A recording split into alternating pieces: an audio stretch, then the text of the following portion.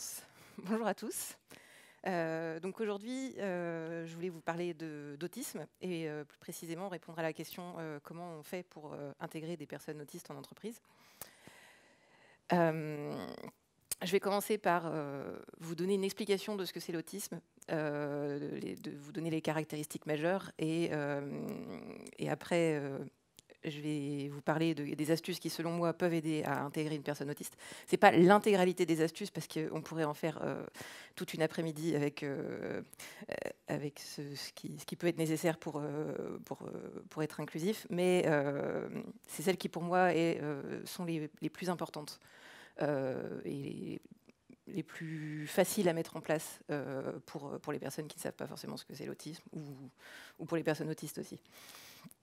Et je vais, par la même occasion, essayer de vous parler du point de vue d'une personne autiste et vous montrer comment il perçoit le monde et les différentes interactions pour que vous puissiez vous placer à sa place et du coup comprendre un petit peu mieux. Je me présente un peu quand même.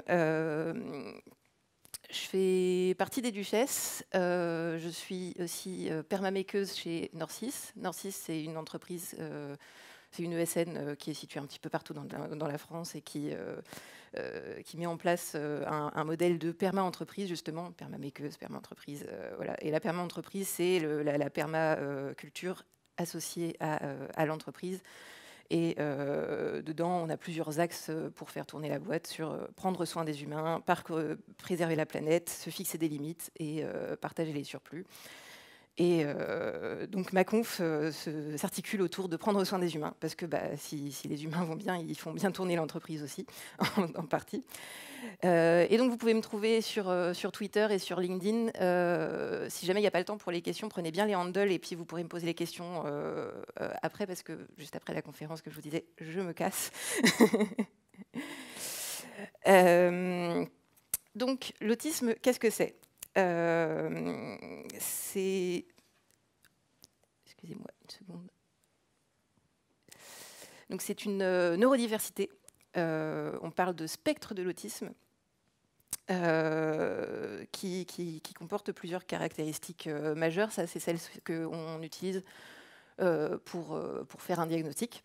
Donc il y a le trouble de la communication verbale et non verbale. Donc en exemple verbal, on va avoir trop ou pas assez de contact visuel. Le fait de regarder dans les yeux, c'est quelque chose qui peut être difficile pour une personne autiste. Et elle peut surcompenser en regardant trop et ne comprenant pas pourquoi vous voulez regarder absolument dans les yeux.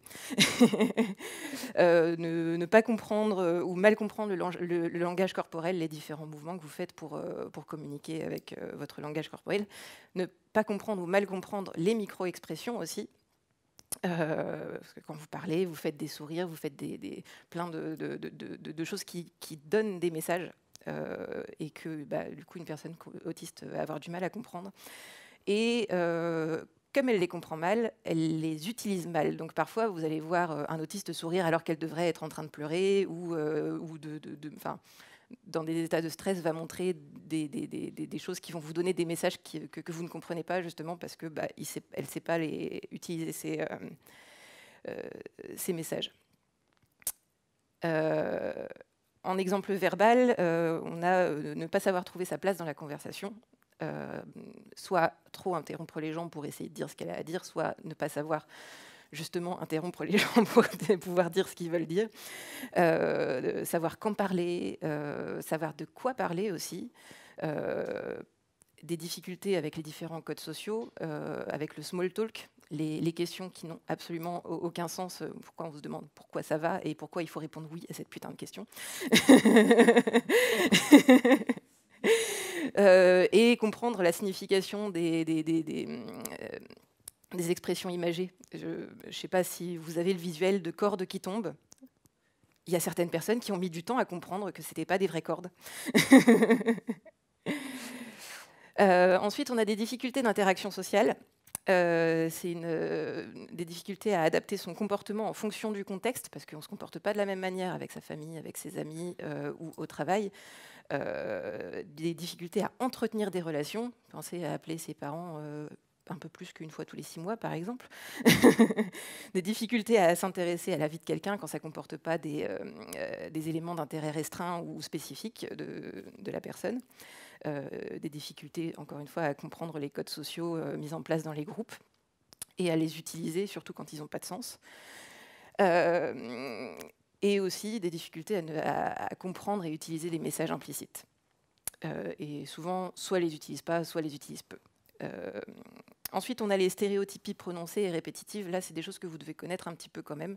C'est quand on aligne des objets, quand on se touche les cheveux, quand vous bougez votre jambe, quand vous êtes assis sur une chaise et que vous êtes un petit peu stressé. On est dans des choses dans ce goût-là, mais en beaucoup plus important chez les personnes autistes. On va en reparler. Et enfin, on a les intérêts restreints ou spécifiques. J'ai bien mis ça? Oui, j'ai corrigé.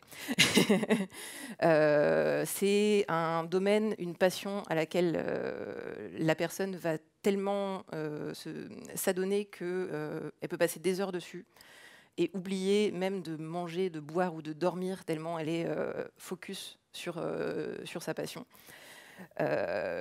Donc elle oublie de prendre en compte ses besoins vitaux et parfois aussi au point d'avoir un savoir encyclopédique sur ce sujet-là, ce qui fait penser, pour certaines personnes, parlent du syndrome savant, mais souvent c'est juste que cette personne passe beaucoup plus de temps que vous à regarder ce sujet.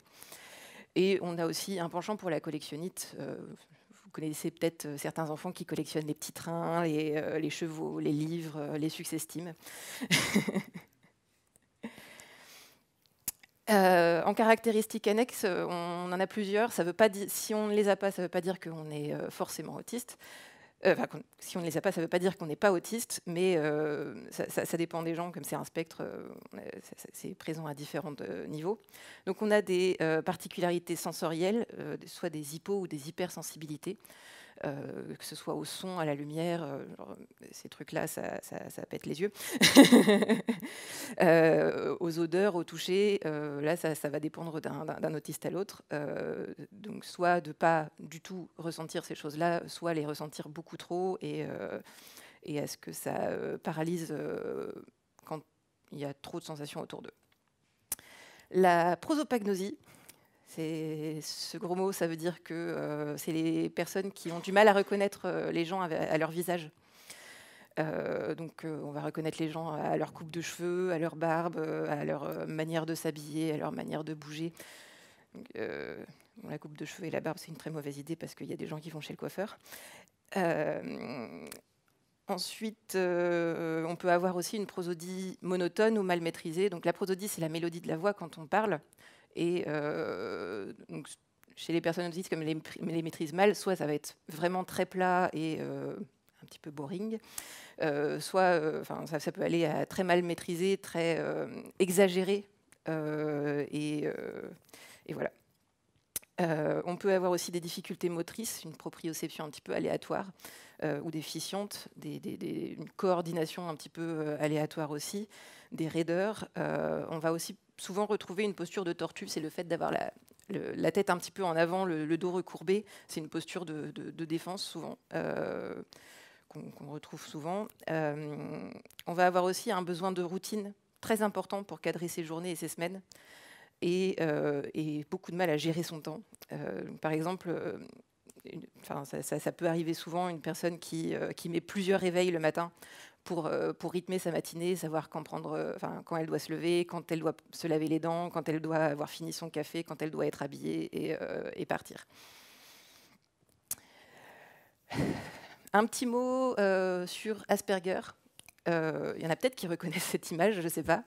Ça vient du film Rain Man, et justement, c'est pas Rain Man. Voilà, Rain Man, c'est un exemple de ce que peut être une personne Asperger. Mais c'est pas un singe savant. Comme je vous disais, une personne qui peut avoir un savoir encyclopédique sur un domaine, ça peut être juste qu'elle passe énormément de temps dessus. C'est une partie du spectre où la personne est sans déficience et sans retard de langage. Et parfois, on a un haut potentiel intellectuel qui va aussi compenser une partie des difficultés de la personne autiste, qui va les compenser par la réflexion rapide du haut potentiel qui fait qu'elle arrive à réagir plus vite aux situations et à faire semblant d'être normale. Et le terme Asperger a été récemment supprimé du DSM-5. Le DSM-5, c'est l'espèce de bible de tous les troubles qu'on a. Je ne sais plus si c'est en France ou en Europe, enfin bref. Et donc dedans, il y a l'autisme, mais ils ont retiré la partie Asperger parce que c'est compliqué de déterminer avec certitude ce qu'est Asperger en fonction des caractéristiques, parce que il faut quand même que il y ait des caractéristiques qui soient pas très présentes, etc. Et on a du mal à placer le curseur pour savoir qui est Asperger et qui ne l'est pas. Donc aujourd'hui, on va plutôt parler d'autisme à haut niveau de fonctionnement. Donc je vous l'ai dit et je vais vous le redire plusieurs fois, l'autisme, c'est un spectre. Donc les caractéristiques présentes à différents niveaux, ça veut dire que la personne pourra aussi ne pas montrer ses caractéristiques. Si vous ne les voyez pas, ça ne veut pas dire qu'elles n'existent pas. Ou elles peuvent être présentes à un très haut niveau et parfois à un niveau assez handicapant. Pour certaines personnes, le fait que vous ne voyez pas ces caractéristiques, c'est un effort de compensation qui peut être assez énorme et c'est très énergivore. Il faut le prendre en compte quand vous parlez avec une personne autiste. Si elle est très fatiguée à la fin de la journée, il ne faut pas lui en vouloir. Ce n'est pas une maladie non plus. On dit que c'est une neurodiversité. On sait que c'est génétique dans la plupart des cas. Comment dire, c'est une mutation génétique, soit qui a été transmise par un des parents, soit qui est apparue spontanément pendant la gestation. Et comme c'est un trouble neurodéveloppemental, ça peut aussi, dans certains cas très rares, apparaître pour les nourrissons, mais vraiment à un stade très très jeune. Donc l'autisme, il faut se rappeler, on est autiste, on ne le devient pas, et surtout on ne guérit pas de l'autisme. On peut juste faire semblant d'être normal. Et faire semblant d'être normal, c'est pas forcément quelque chose de bien, hein, parce que c'est vraiment très fatigant. L'autisme, on ne peut pas non plus dire que c'est un handicap en lui-même. C'est pas l'autisme qui est un handicap, c'est les caractéristiques qui composent la personne autiste qui peuvent la mettre en situation de handicap. Par exemple, si elle a beaucoup de mal avec les sons, beaucoup de mal genre une hyperacousie ou du mal à filtrer les sons, si vous la mettez dans un open space, il y a très peu de chances qu'elle réussisse à travailler correctement parce que y a tous les sons qui vont la parasiter. Vous la mettez en situation de handicap, mais ça ne veut pas dire qu'elle est handicapée.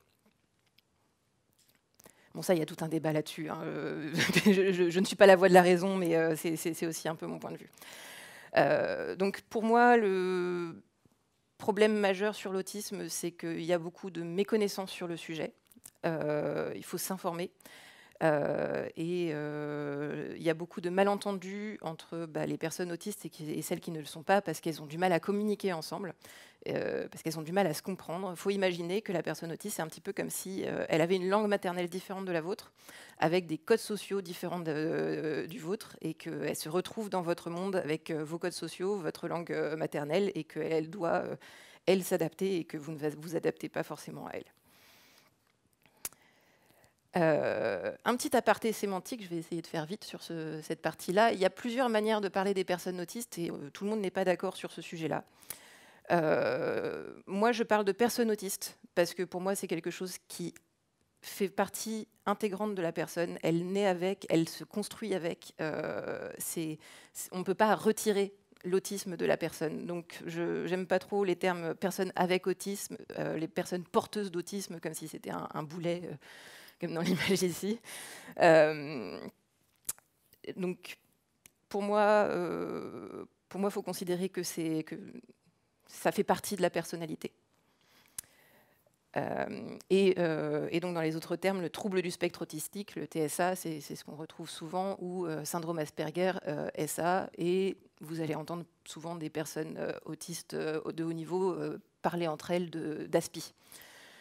D'ailleurs, l'image, c'est de Aspie Girl, avant qu'elle change de nom. Et petite annotation, comme toutes les personnes autistes ne sont pas forcément d'accord entre elles, c'est quelque chose qui est bien de lui demander, si vous parlez d'autisme avec elle, quelle appellation elle préfère quand vous parlez avec elle de ces choses-là. Ensuite, les termes alistes et autistes, justement, je vous parle d'autistes, mais en opposition aux autistes, ceux qui ne sont pas autistes, ce sont des alistes. Si vous ne connaissiez pas le mot, vous allez peut-être l'entendre. Je ne l'utilise pas très souvent, celui-là. Je vais plutôt parler de neurotypie et de neuroatypie. Les neuroatypiques, dedans, on peut y caser les personnes qui sont autistes, mais aussi les personnes qui sont TDA, au potentiel intellectuel, et les différents troubles 10. Et donc, les neurotypiques, c'est plutôt ceux qui font partie de la norme, la norme établie plutôt, parce qu'aujourd'hui, dans les neuroatypiques, on a quand même pas loin de 30%, il me semble, de personnes, sans compter les hauts potentiels intellectuels.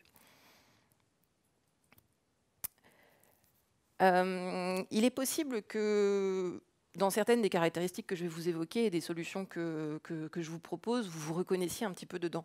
Mais ça ne veut pas dire que vous êtes autiste. On reconnaît l'autisme à l'intensité et avec le nombre des caractéristiques qu'elle a. Si vous en avez une ou deux, ça ne veut pas forcément dire que vous êtes autiste. Et le fait de ne pas les voir chez une personne aussi, ça ne veut pas dire qu'elle ne les a pas. Donc si elle vous dit qu'elle est autiste, il faut la croire même si ça ne se voit pas. Parce que, comme je vous disais, il y a un camouflage assez important qui peut se produire parce qu'il faut s'adapter au monde, il faut essayer de faire comme si, et pour pouvoir travailler comme tout le monde, etc. Mais du coup, si vous vous reconnaissez dedans, c'est une bonne nouvelle, parce que ça veut dire que ces astuces peuvent vous servir, et elles peuvent servir à vos équipes. Il y a une personne qui a relu mon talk et qui m'a parlé justement des canaris des mines, je ne sais pas si vous connaissez. Pour ceux qui ne connaissent pas, les canaris des mines, c'était les mineurs qui amenaient un petit canari qui chantait, et si jamais il y avait une poche de gaz qui était percée, le petit canari arrêtait de chanter parce qu'il était mort. Et donc, j'aime bien l'idée qu'on compare en fait les personnes autistes à des canaris des mines, parce que le fait qu'elles perçoivent beaucoup plus les agressions du monde et justement, elles peuvent prévenir de ce qui peut être un frein pour vos équipes, même si dans vos équipes, vous n'avez pas des personnes autistes. Le fait que l'environnement soit agressif peut quand même perturber leur travail, les perturber eux, leur bien-être, etc. Et retirer ces éléments agressifs, même si c'est que pour la personne autiste, retirer ces éléments agressifs vont faire du bien à toute votre équipe.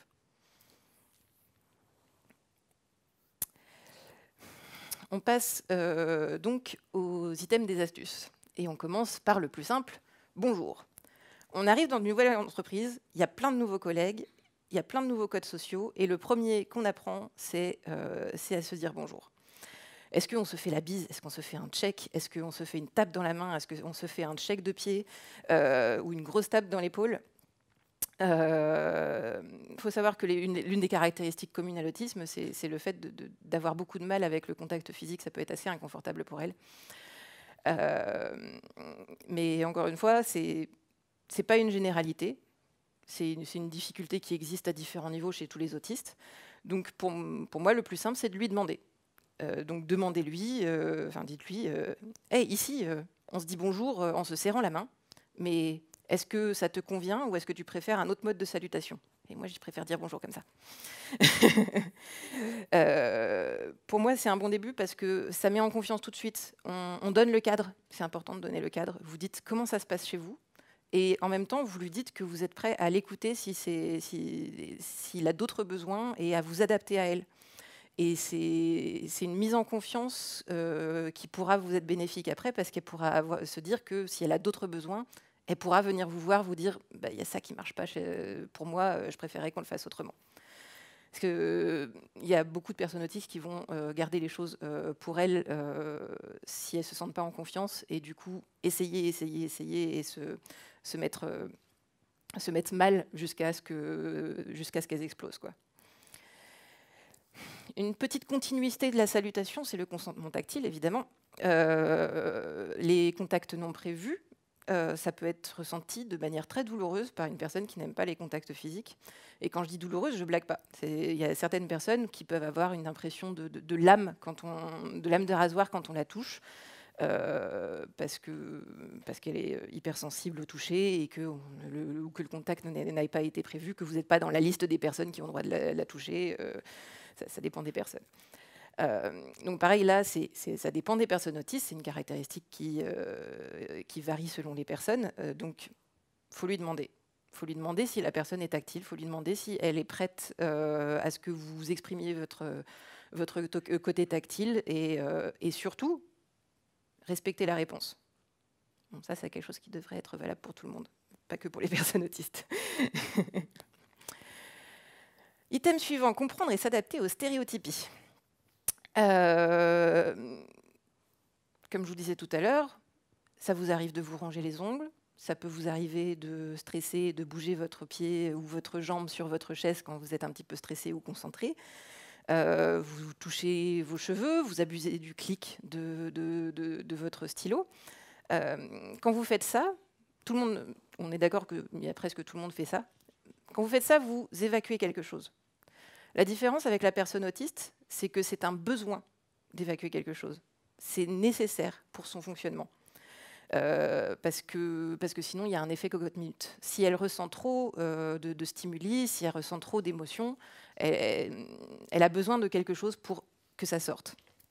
Et donc, elle va aligner des objets, elle va tripoter des objets, elle peut aussi flapper. Certaines personnes autistes, quand elles sont très heureuses, elles flappent. Ou se balancer d'avant en arrière, avoir la jambe qui sautille un petit peu plus violemment. C'est quelque chose qui va être beaucoup plus visible chez une personne autiste que chez une personne normale. Neurotypique, pardon.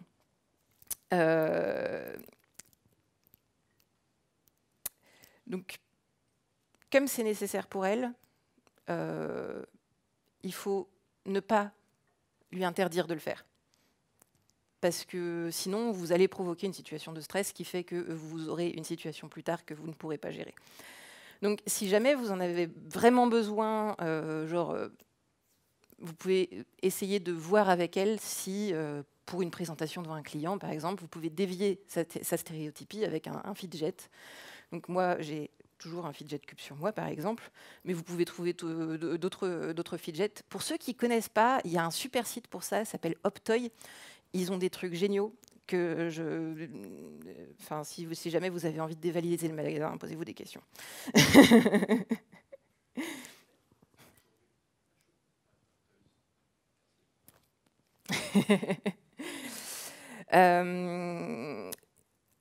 Une autre stéréotypie, là c'est un peu un secret dont je vais vous parler, c'est l'écholalie. L'écholalie, c'est le fait de souvent répéter un petit bruit ou une phrase ou un mot. Et il y a des personnes autistes qui utilisent l'écholalie parce que quand on parle, quand vous parlez à la personne autiste, il faut qu'elle prenne le temps de traduire ce que vous êtes en train de lui dire en concept qu'elle comprend. Et ensuite qu'elle comprenne la question et qu'elle développe la réponse, qu'elle la traduise en mots que vous allez comprendre.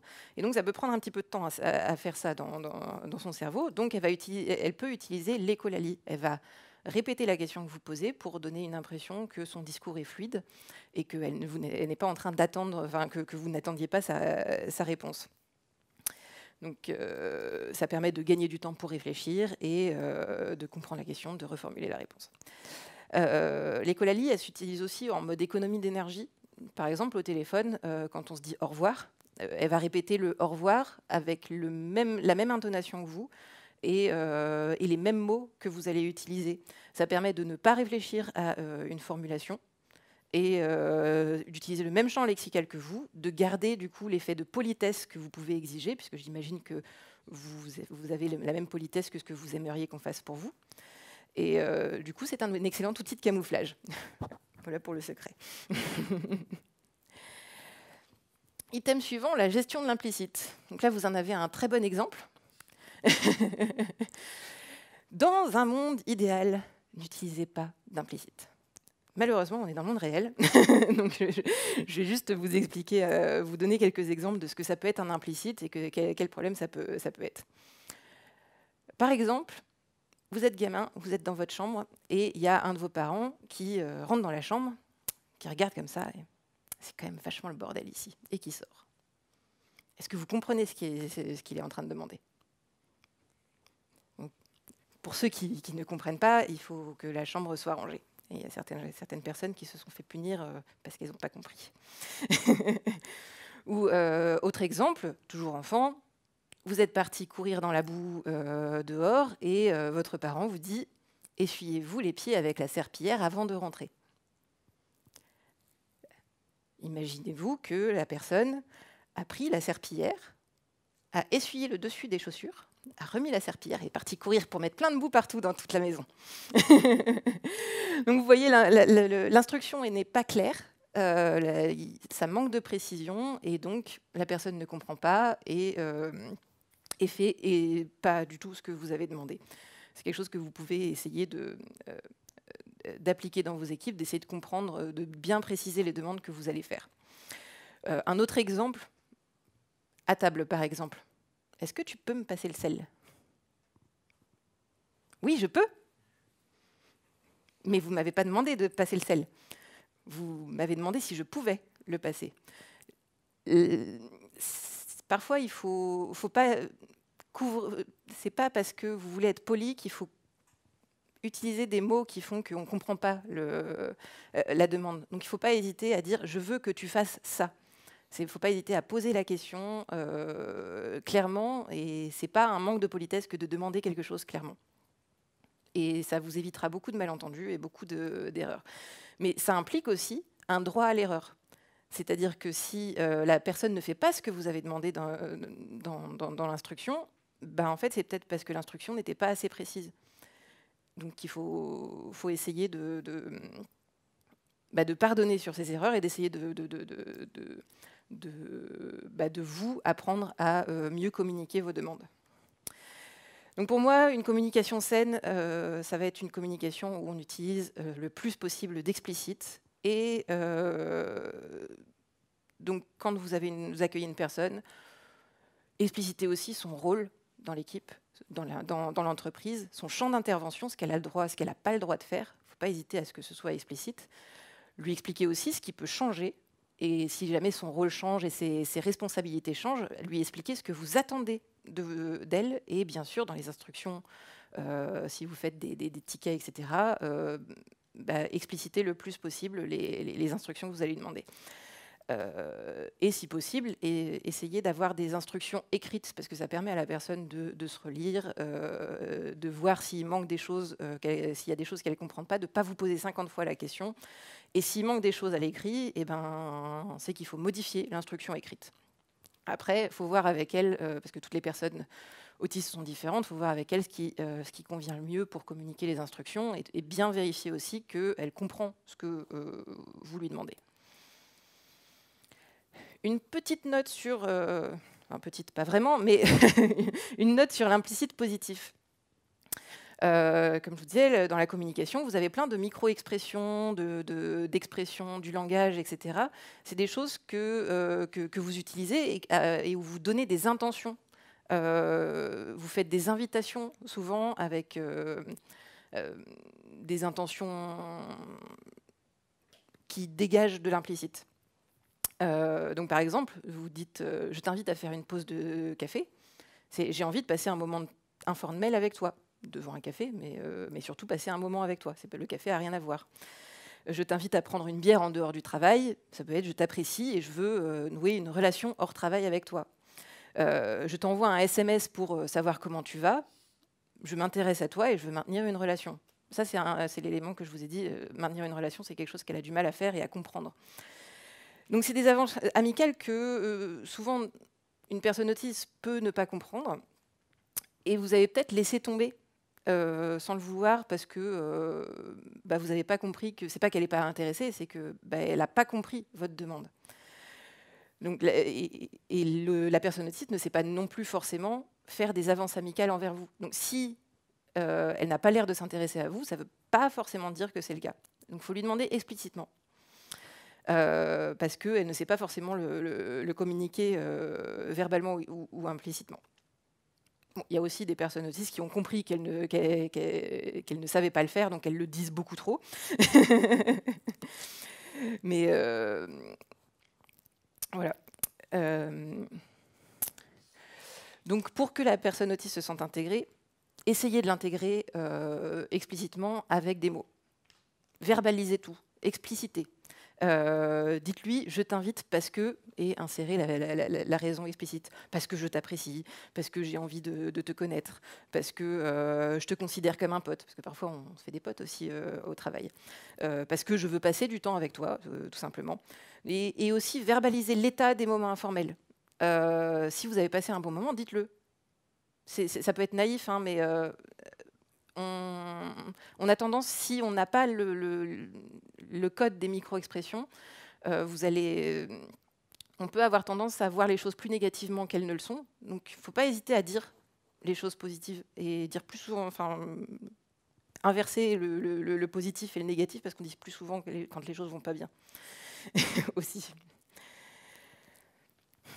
Item suivant, la gestion de la précision et du cadre.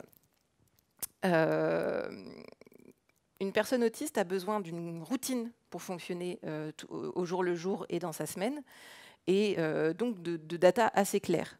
Par exemple, quand elle va aller pour la première fois à un travail, elle va peut-être aller sur Google Maps pour vérifier son chemin, aller sur Google Street pour voir le chemin, comment il est visuellement, prendre des notes sur les différents points clés du chemin, prendre en photo les notes, parce qu'on ne sait jamais, on peut perdre le post-it, prendre en photo le chemin sur Google aussi, parce que on ne sait jamais, peut-être que... voilà. Et faire ça avec un itinéraire A, B et C, pour être sûr de pouvoir arriver à l'heure à son entretien, en toute sécurité, et qu'il ne va pas y avoir de problème. Ça peut vous sembler un petit peu excessif, mais s'il y a quelque chose d'imprévu qui se passe en cours de route, elle saura le gérer si elle a tout cadré d'abord.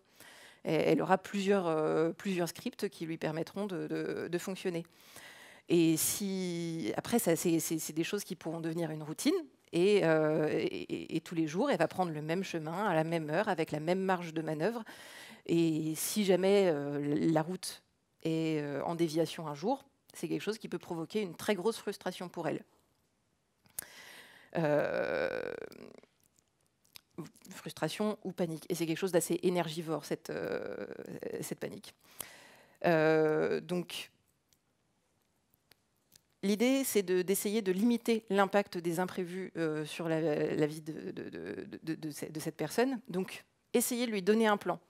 Dites-lui à qui il faut qu'elle s'adresse, donnez-lui la localisation exacte de là où elle doit aller, à quelle porte il faut qu'elle entre si c'est son premier entretien. Éventuellement même, vous pouvez lui donner une photo de l'endroit pour qu'elle reconnaisse directement l'endroit et puisse y aller.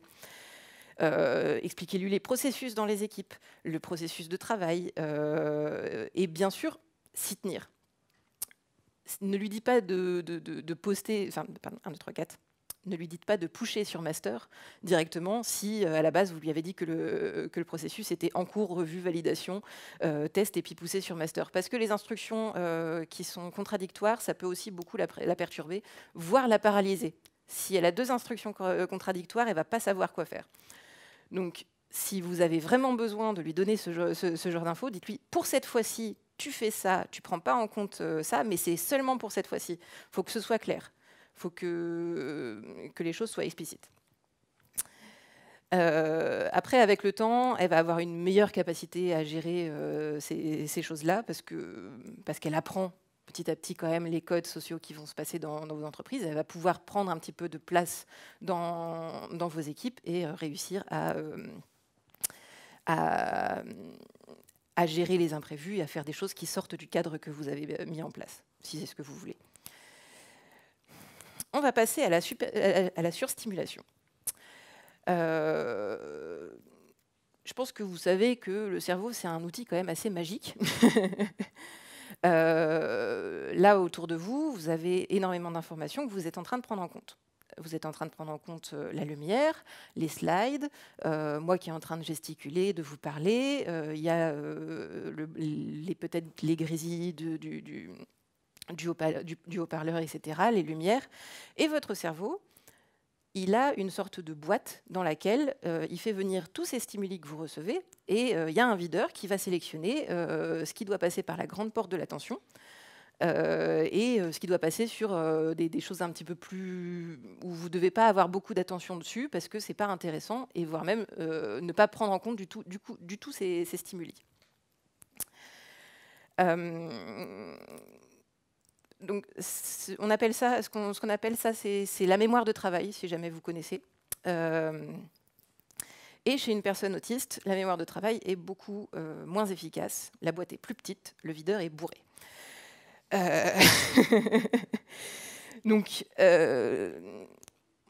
il y a beaucoup plus de choses qui passent par la grande porte parce qu'il ne sait pas choisir les bons trucs. Et donc, tous ces stimuli vont arriver dans la personne. La personne a conscience de tous ces stimuli en même temps. Et ça peut poser des gros problèmes. Par exemple, ne pas réussir à suivre une conversation dans un bar, dans un restaurant, dans un lieu un petit peu bruyant.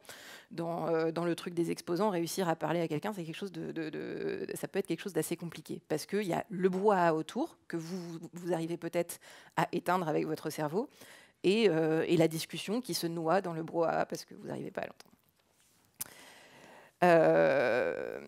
Et puis, on peut arriver à un moment, quand il y a trop de stimulation de ce type-là, à une fin du filtre.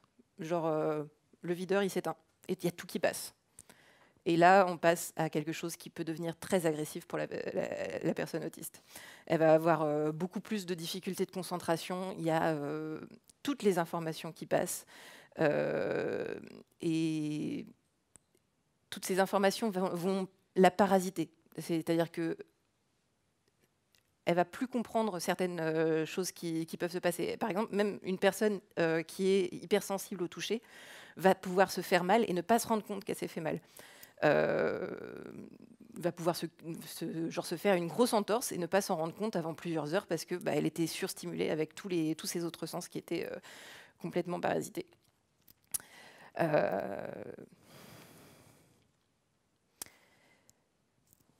fait le tour de ça.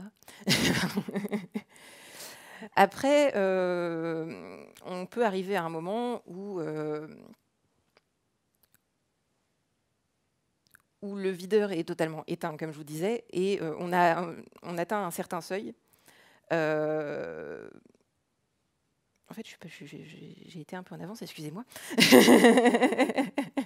Donc, on a des stimuli qui sont particulièrement agressifs, et vous allez avoir la personne qui va être beaucoup plus irritable, qui peut avoir une crise de mutisme, ne pas être capable de vous parler, avoir des réponses qui sont beaucoup plus directes, parce qu'elle n'est plus capable de gérer tout ce qu'elle est en train de recevoir, avoir de la tétanie, une paralysie, et ne plus avoir non plus d'énergie pour prendre une décision. Genre, vous lui proposez un café ou un chocolat, elle va paniquer, elle va s'asseoir. Ça, c'est une étape qu'on appelle le shutdown. Donc, et à ce moment-là, la personne va sentir ce qui était agressif pour elle peut être douloureux pour elle à ce moment-là, et ce qui était juste des stimuli peuvent être très agressifs pour elle. Est-ce que j'avais autre chose à dire là-dessus ? Dans ce cas-là, justement, ce qu'il faut faire, c'est faut lui laisser le temps de se reposer. Il faut retirer le plus de stimuli possible. Si vous avez des lumières trop fortes, vous lui retirez. S'il y a quelqu'un qui s'agite un petit peu et qui fait beaucoup de bruit à côté, vous l'éloignez un petit peu. Et il ne faut pas la bousculer. Il faut la laisser se calmer avec éventuellement ses activités régénératrices. Si elle a besoin de prendre du temps dans le noir, si elle a besoin de pleurer, si elle a besoin d'être un moment sous sa couverture lestée, je ne sais pas. Mais il faut la laisser se calmer le temps qu'elle ait de nouveau sa boîte qui est vide.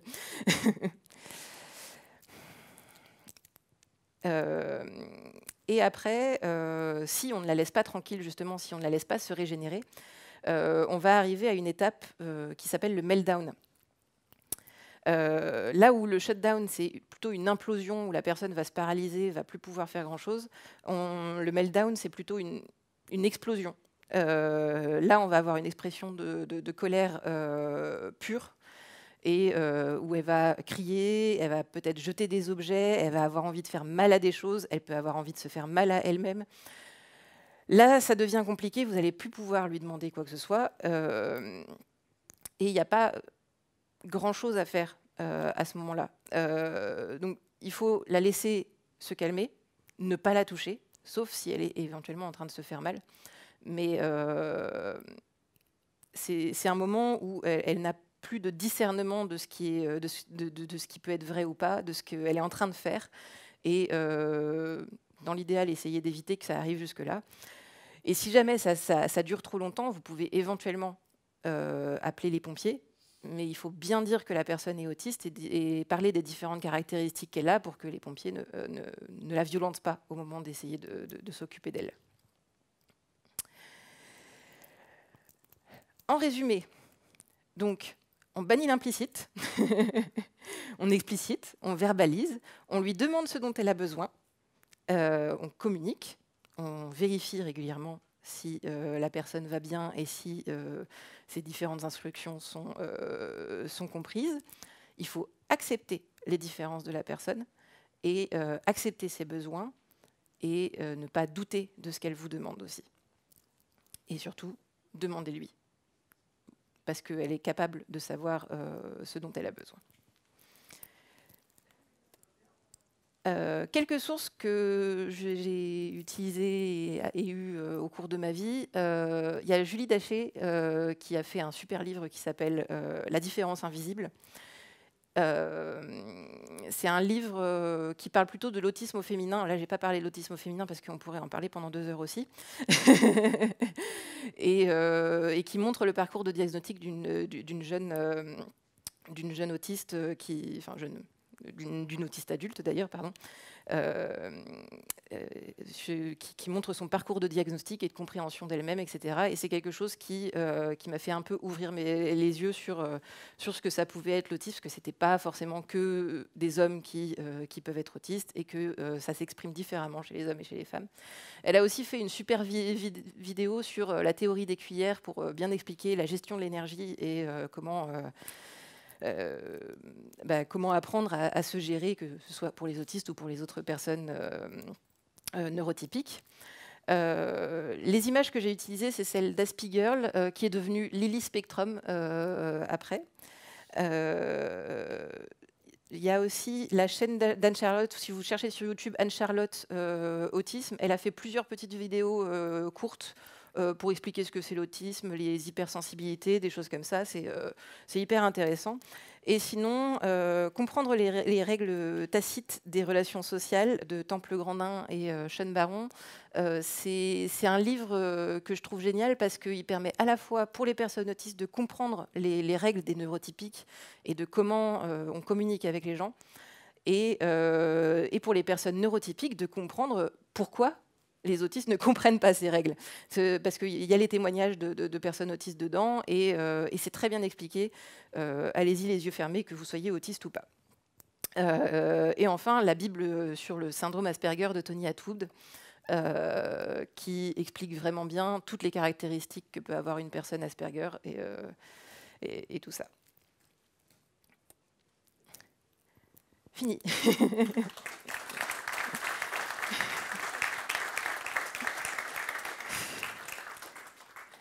Donc on a 1 minute pour une question ou deux peut-être.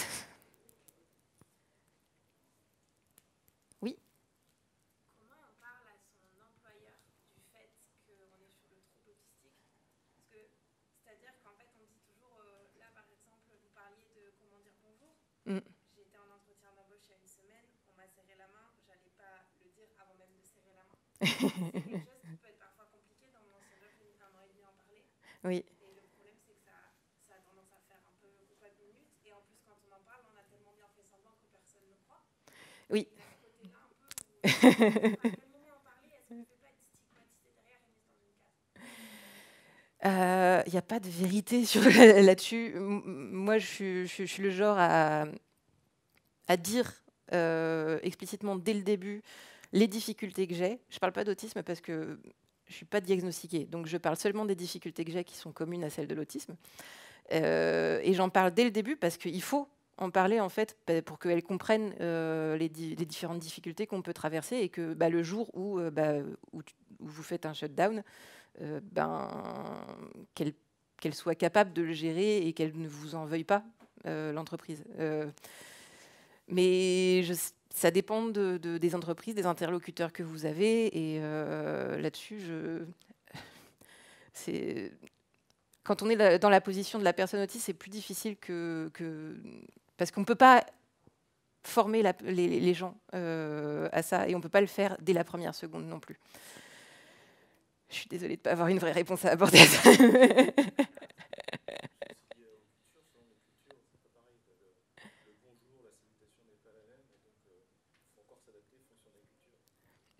Après, avec le Covid, je préfère, avec le Covid, vous dire bonjour de loin.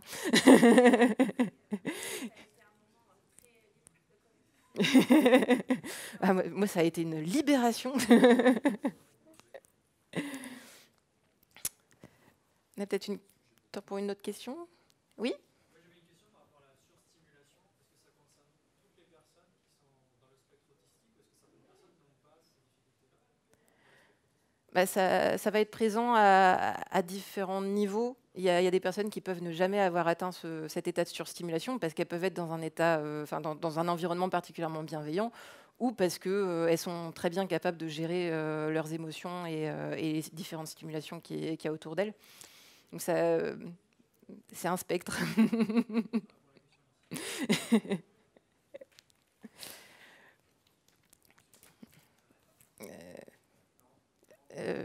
Une dernière.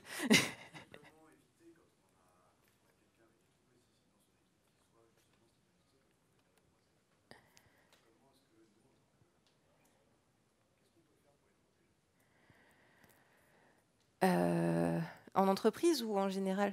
En entreprise, pour les protéger, quand vous voyez qu'il y a une attitude qui peut la mettre dans l'embarras, il faut prévenir les personnes qui peuvent la mettre dans l'embarras ou qui peuvent la mettre dans un état de stress. Faut lui dire, attends, rends-toi bien compte de ce que tu es en train de dire. Enfin, faut exprimer verbalement. Faut demander si la personne est capable de supporter ce qui est en train de se passer. Mais pour la protéger, c'est un peu comme tout. Faut agir quand vous voyez les choses et en parler, essayer de former les gens, essayer de...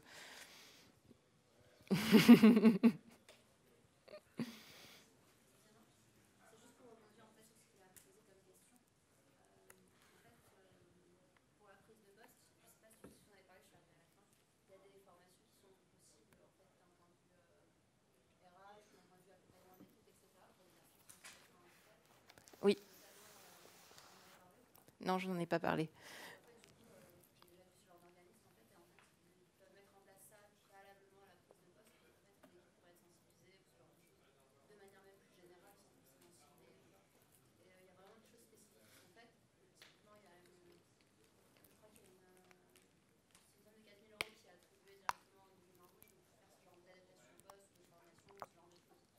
D'accord. Ah, ça, je ne savais pas.